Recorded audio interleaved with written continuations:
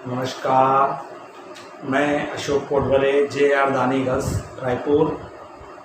अब तक हम लोग क्लास 11 की जो क्लास ले रहे थे, जिसमें मैंने आप लोगों को जनरल है ना पंजी जनरल एंट्रीज किस प्रकार से करते हैं, अकाउंटिंग का ट्रांजेक्शन मैंने बताया, जिसमें हमने कई पार्ट में देखे, जिसमें हमको सिंपल एंट्री देखे, कंपाउंड एंट्री देखे, डिस्काउंट देखे, बैंक ट्रांजेक्शन देखे, जीएसटी देखे।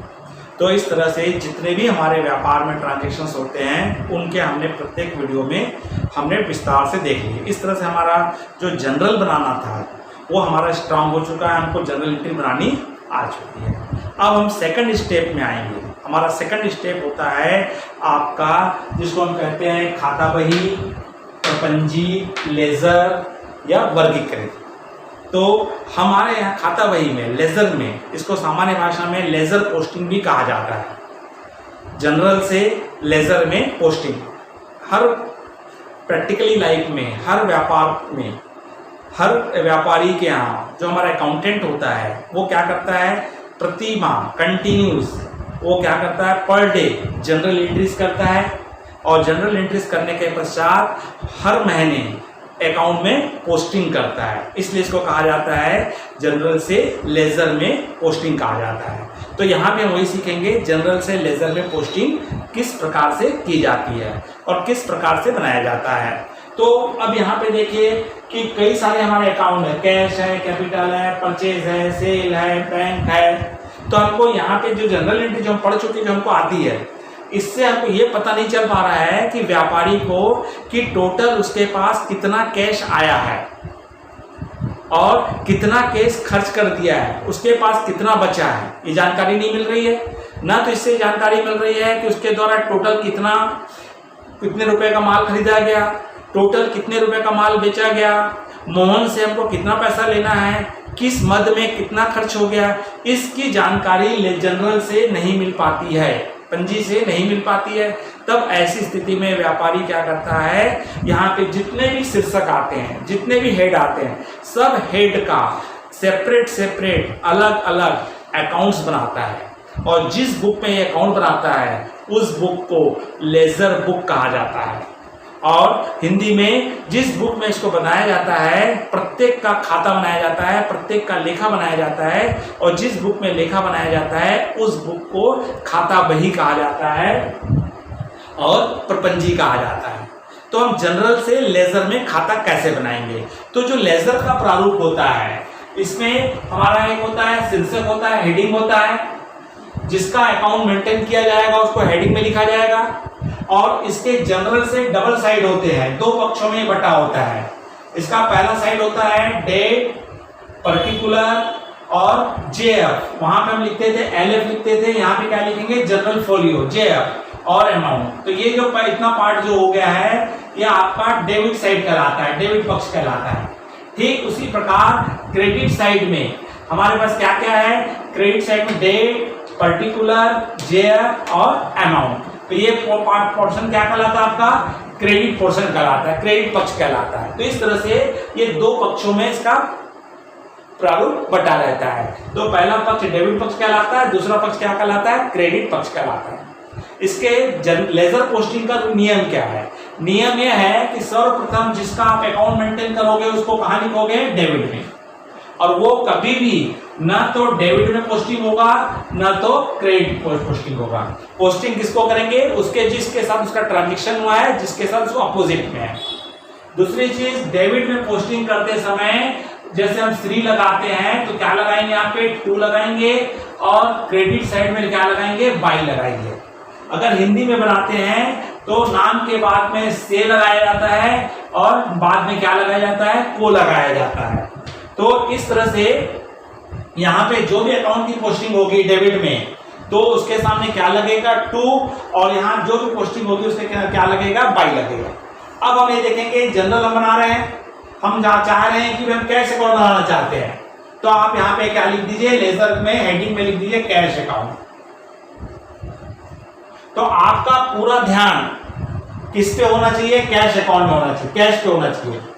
प्रत्येक तारीख को देखोगे कैश डेबिट हुआ है कि क्रेडिट हुआ है, आपका ध्यान किसी और नहीं देना है, जिस हेडिंग में लिखे हो उसी को देना है। अब देखिए 1 तारीख को कैश अकाउंट हमारे क्या हुआ है, डेबिट हुआ है। तो इसका नियम है कि अगर शीर्षक डेबिट हुआ है तो उसके अपोजिट वाले को डेबिट पक्ष में लिख दीजिए। अगर शीर्षक हेडिंग क्रेडिट हुआ है तो उसके अपोजिट में जो लिखा है उसको आप कहां लिखेंगे, क्रेडिट में लिखेंगे। तो क्या समझे, सबसे पहले जिसका अकाउंट बनाएंगे उसको शीर्षक में लिखेंगे, डेबिट में जो भी पोस्टिंग करेंगे उसको टू, और क्रेडिट में जो भी पोस्टिंग करेंगे उसको बाई लिखेंगे। और डेबिट में हेडिंग कभी भी डेबिट में और क्रेडिट में नहीं आएगा, जो किसकी पोस्टिंग होगी उस एंट्री के जो अपोजिट में है। और किस साइड में होगी, हेडिंग जिस साइड में है उसी साइड में होगी। अगर हेडिंग डेबिट में है तो डेबिट में पोस्टिंग करो, हेडिंग क्रेडिट में है तो क्रेडिट में पोस्टिंग। जैसे कैश अकाउंट 1 तारीख को क्या हुआ, डेबिट हुआ है, इसलिए यहाँ पे 1 को हम क्या लिखेंगे, डेबिट में टू कैपिटल अकाउंट, और हिंदी में लिखेंगे तो पूंजी लेखे से, पूंजी लेखे से। और कितना अमाउंट है, 10,000 रुपए। अब आएंगे 3 तारीख को, देखिए कैश है क्या, जनरल में है, कैश अकाउंट क्या हुआ, टू का मतलब क्या होता है, क्रेडिट होता है। तो अब इस सेकंड कंडीशन में यहाँ पे गुड्स कैश परचेज किया है तो क्रेडिट में क्या हुआ, कैश क्या हुआ, क्रेडिट हुआ है। तो कैश क्रेडिट हुआ है तो कैश डिस्काउंट के लेजर के कैश अकाउंट के क्रेडिट साइड में 3 तारीख को लिखेंगे बाई परचेज अकाउंट। क्या लिखेंगे, बाई परचेज अकाउंट। और हिंदी में बना रहे हो तो क्रय लेखे को बोलते हैं। और कितने का है आपका, 3,000 रुपए। अगले में आइए, 5 तारीख को नगद माल खरीदा है, कैश अकाउंट या टू सेल्स। तो कैश क्या हुआ, डेबिट हुआ है, तो डेबिट साइड में आ जाएगा टू सेल्स अकाउंट, और डेबिट में राशि आ जाएगी आपका कितना है, 5,000 रुपए। फिर आइए आप अगले एंट्री में आइए, 8 तारीख को। 8 तारीख को क्या हुआ है, यहाँ पे कैश अकाउंट क्या हुआ, क्रेडिट हुआ है। तो 8 तारीख को कैश अकाउंट क्रेडिट हुआ है, इसलिए क्रेडिट साइड में बाई क्या लिखेंगे, बैंक, उसके अपोजिट वाले को उतारेंगे। और कितनी राशि है, 1,000। उसी प्रकार जब हम अगला आएंगे तो अगले 10 तारीख को भी कैश अकाउंट क्या हुआ, क्रेडिट हुआ है, नगद फर्नीचर खरीदा है, फर्नीचर अकाउंट या टू कैश, कैश क्रेडिट हुआ है, इसलिए क्रेडिट साइड में बाई मशीन लिखेंगे। और अमाउंट कितनी है, 2,000 रुपए। फिर आएंगे अगले में 15 तारीख को आएंगे तो 15 तारीख को क्या हुआ है, परचेज अकाउंट या टू मोहन। यहाँ पे कैश अकाउंट नहीं आया है, इसलिए इसका प्रभाव कैश अकाउंट पे नहीं पड़ेगा। जब हम मशीन अकाउंट बनाएंगे तो मशीन अकाउंट के डेबिट में टू कैश लिखेंगे, और जब हम क्या बनाएंगे, मोहन का अकाउंट बनाएंगे तो मोहन के क्रेडिट में लिखेंगे। इसलिए इस ट्रांजैक्शन में नगद व्यवहार नहीं हुआ है, इसलिए इस पे कैश पर इसका कोई इफेक्ट नहीं पड़ेगा। अगले ट्रांजैक्शन में आइए, कैश अकाउंट क्या हुआ है, 18 तारीख को क्रेडिट हुआ है। तो 18 तारीख को क्रेडिट हुआ है, 18 तारीख क्रेडिट में क्या लिखेंगे, ड्रॉइंग्स अकाउंट, और कितनी अमाउंट है आपकी, 500 रुपए। फिर आएंगे अगले में आएंगे अपन 20 तारीख को। तो देखिए 20 तारीख को कैश अकाउंट क्रेडिट हुआ है, क्या हुआ है, कैश अकाउंट क्रेडिट हुआ है। तो अकाउंट जो अकाउंट्स हेडिंग के अपोजिट वाले को लिखना है, साथ वाले को नहीं लिखना है। इसलिए यहाँ पे जो हमारा डिस्काउंट क्या है, कैश के साथ में है, उसको हम नहीं लिखेंगे, कैश के अपोजिट वाले को लिखेंगे। तो कैश का अपोजिट कौन है, मोहन है। तो 20 तारीख को यहाँ पे क्या लिखेंगे, बाई मोहन। लेकिन अमाउंट लिखते समय आपको ध्यान रखना है शीर्षक को, शीर्षक के सामने की अमाउंट लिखेंगे, पोस्टिंग होगी अपोजिट वाले की, लेकिन अमाउंट किसको लिखा जाएगा, जिसके सामने, जिसका हम क्या बना रहे हैं, अकाउंट्स बना रहे हैं, जिसका हम लेजर बना रहे हैं, अर्थात हेडिंग के। तो हेडिंग के सामने अमाउंट कितनी है, 1900 रुपए है। तो इसलिए हमारे जेब से एक्चुअल में 1900 रुपए गया है, देना था 2,000 रुपए, 1900 हमने नगद पे कर दिए, 100 रुपए सामने वाले ने हमें क्या दिया है, डिस्काउंट दिया है। तो इसके 3 अकाउंट बनेंगे, मोहन का अकाउंट, कैश का अकाउंट और डिस्काउंट का। अगला ये 25 तारीख को भी हमारा रेंट अकाउंट या टू कैश है, कैश क्या हुआ, क्रेडिट हुआ है। तो 25 तारीख को क्रेडिट में हम लिख देंगे, क्या लिखेंगे, रेंट अकाउंट, कितना है, 500 रुपए। तो इस तरह से अब अगला ट्रांजेक्शन देखिए 30 तारीख को, सैलरी अकाउंट दिया टू बैंक, सैलरी दिया है लेकिन किसके माध्यम से दिया है? चेक के माध्यम से दिया है, यहाँ कैश ट्रांजेक्शन नहीं हुआ है, इसलिए इस व्यवहार का भी कैश अकाउंट पे कोई प्रभाव नहीं पड़ेगा। तो इस तरह से हमने क्या देखे, 1 तारीख से लेकर के 30 तारीख में हमारा पूरा ध्यान कहाँ केंद्रित था? कैश पे था। अगर कैश अकाउंट जनरल एंट्री में डेबिट हो रहा है तो लेजर में कैश अकाउंट के डेबिट साइड में उसके अपोजिट वाले को उतारेंगे।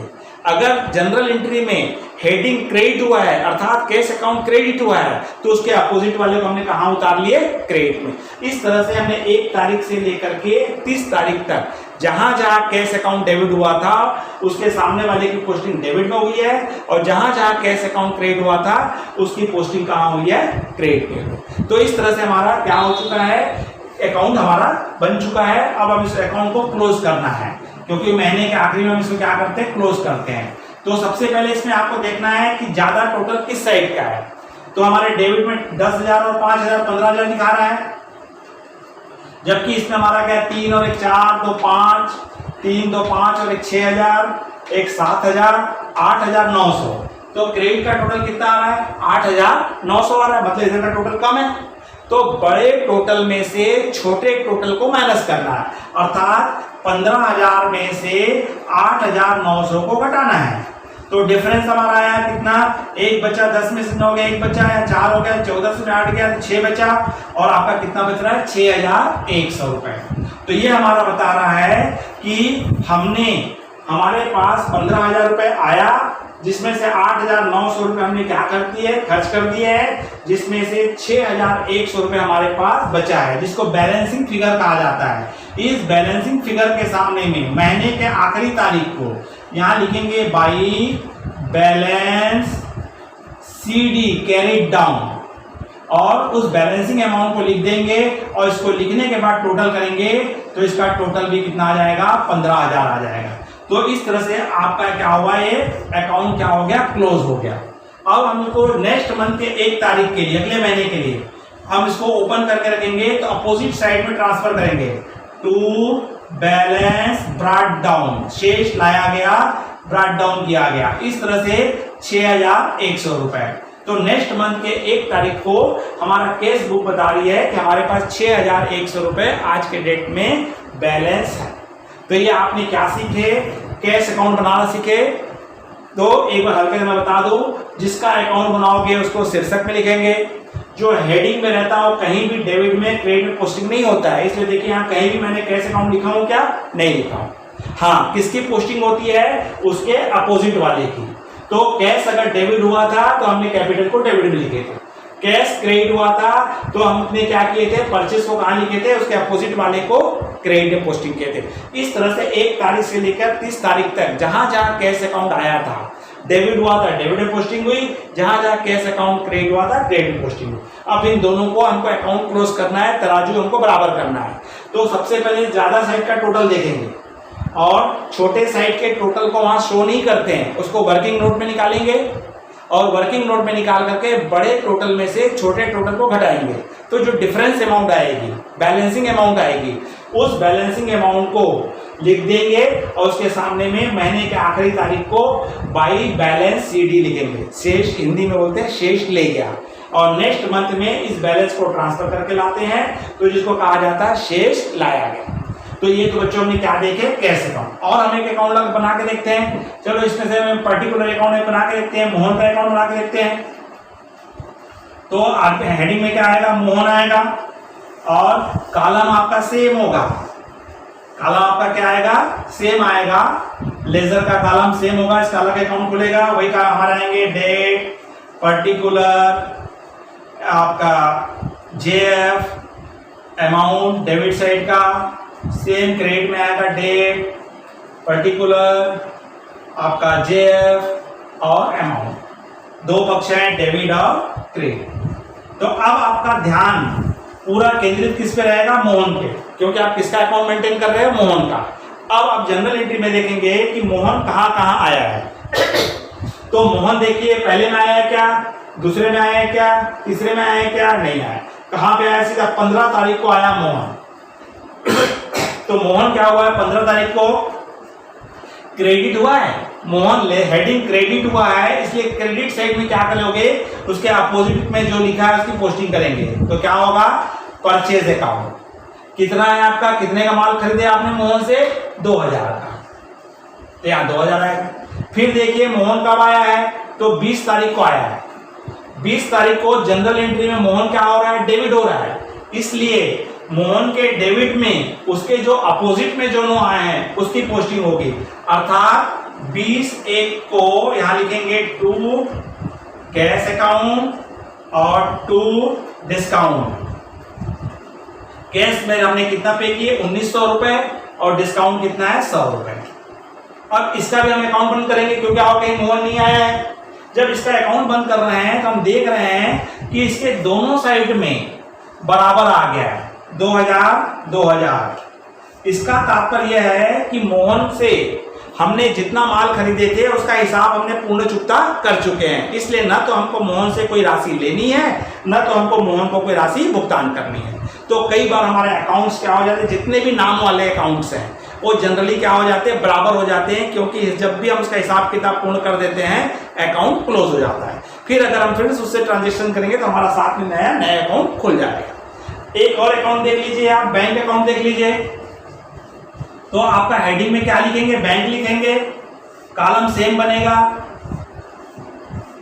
कॉलम हमारा क्या बनेगा, सेम बनेगा। बैंक कहां पे आया है, पहले एंट्री में नहीं आया, दूसरे में नहीं आया, चौथे में आया है। तो यहाँ 8 तारीख को बैंक डेबिट हुआ है, तो इसलिए 8 तारीख को यहाँ पे टू क्या लिखोगे, उसके अपोजिट में क्या है, बैंक में क्या जमा किए थे, कैश, और अमाउंट कितना आएगी आपकी, आपने 2000 जमा किए थे।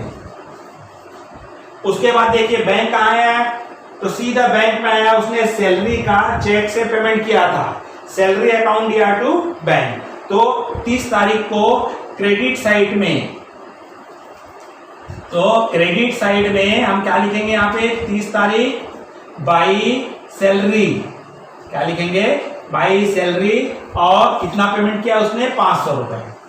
उसके बाद कोई ट्रांजेक्शन नहीं हुआ है, तो इसको भी हम बैलेंस करेंगे। हमारे बैंक में 2000 रुपए था, जिसमें हमने 500 रुपए सैलरी का पेमेंट कर दिए हैं। अभी भी हमारे पास बैंक बैलेंस कितना है, 1500 है, जो आपको 31/1 को क्या बता रहा है, बाई बैलेंस CD 1500 रुपए। और नेक्स्ट मंथ में हम 1 तारीख को शो कर देंगे टू बैलेंस BD, कितना, 1500 रुपए। तो बच्चों इस तरह से क्या किया जाता है, जनरल से लेजर में पोस्टिंग की जाती है। पहले जनरल एंट्री बनाई जाती है, जो सीख चुके हो आप, और उस जनरल से हम क्या बनाते हैं, लेजर बनाते हैं। तो यहाँ पे इसी प्रकार मैंने आपको 3 अकाउंट बताया हूं, उसी प्रकार यहाँ आपका कैपिटल अकाउंट बनेगा, परचेज अकाउंट बनेगा, सेल्स अकाउंट बनेगा, मशीन अकाउंट बनेगा, ड्राइंग्स अकाउंट बनेगा, डिस्काउंट अकाउंट बनेगा, रेंट अकाउंट बनेगा, सैलरी अकाउंट बनेगा। इस तरह से यहाँ पे लगभग 10 से 11 अकाउंट क्या होंगे, सेपरेट मेंटेन होंगे। तो इसको कहा जाता है बच्चों जनरल से लेजर में पोस्टिंग करना। तो आपको ये समझ में आया होगा, और आप अपने मेरे द्वारा लिखित जो बुक है आपकी नवबोध की, मेरे द्वारा लिखित और संशोधित बुक है नवबोध प्रकाशन की, कक्षा 11वीं की न्यू एडिशन।